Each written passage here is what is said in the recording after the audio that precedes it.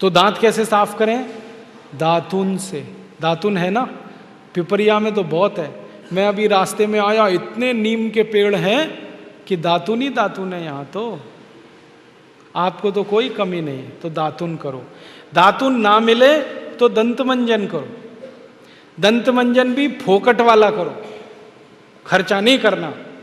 फोकट वाला दंत मंजन, घर में रसोई है, वहां पे हल्दी है, ले लो थोड़ी सी हल्दी, और सरसों का तेल है वो भी डाल दो उसमें, और थोड़ा सा नमक, तीनों को मिलाओ, दांत पे घिसो, सबसे अच्छा दंत मंजन। और एक दूसरा बताता हूं, गाय है, गाय, उसका गोबर है, गोबर को जला दो। कैसे जलेगा? पहले सुखाओ उसको, छोटे कंडे बनाओ, फिर जला दो, तो राख निकलेगी। उस राख में थोड़ा नमक मिलाओ, थोड़ी फिटकरी मिलाओ, और उसको दांत पर घिसो। उससे अच्छा दंत मंजन दुनिया में नहीं। और एक तरीका बताता हूं, नींबू है ना, नींबू हम सब्जी में निचोड़ते हैं, अब छिलका बच गया, इसको फेंकना नहीं, छिलके को उलट दो, अंदर का हिस्सा बाहर निकाल दो, उस पे नमक रगड़ के ऐसे ऐसे दांतों पे घिसो, दांत एकदम साफ।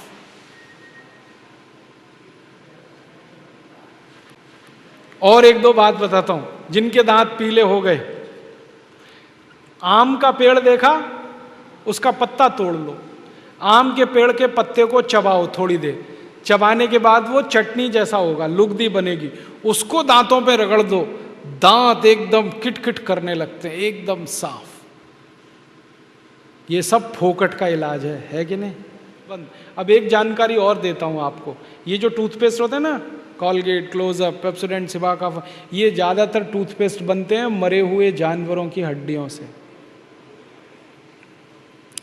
हमारे देश में हजारों कत्ल खाने चलते हैं, वहां गाय बैल भैंस को काटते हैं, उनका मांस बाजार में बिकता है, उन जानवरों की हड्डियों को टूथपेस्ट बनाने वाली कंपनियां खरीदती हैं, हड्डियों को धूप में सुखाते हैं, बोन क्रशर में डालकर पाउडर बनाते हैं, फिर उसी से पेस्ट बनता है, फिर उसी को हम मुंह में लगाते हैं रोज सवेरे ही सवेरे। और जिस दिन उपवास होता है तो जरूर भगवान की पूजा करते हैं, सवेरे सवेरे हड्डियों का चूरा मुंह में लगाते हैं। अभी कैसे प्रसन्न होंगे भगवान बताओ?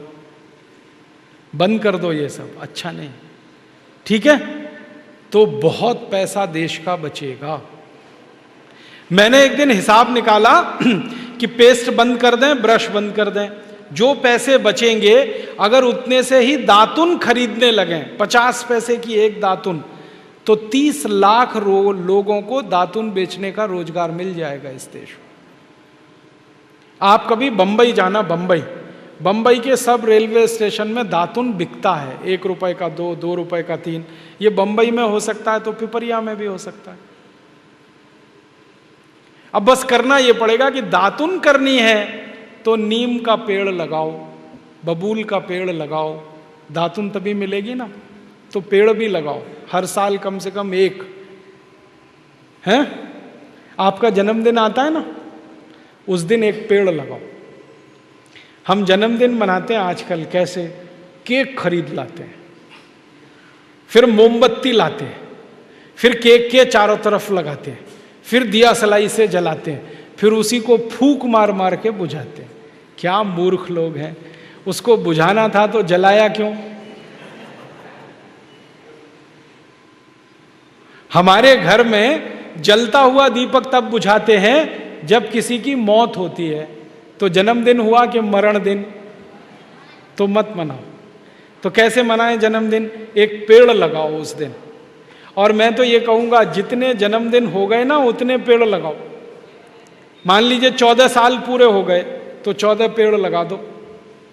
कहाँ लगाएंगे? घर के सामने लगा दो, घर में जगह नहीं तो पड़ोसी के घर में लगा दो, दोस्ती हो जाएगी।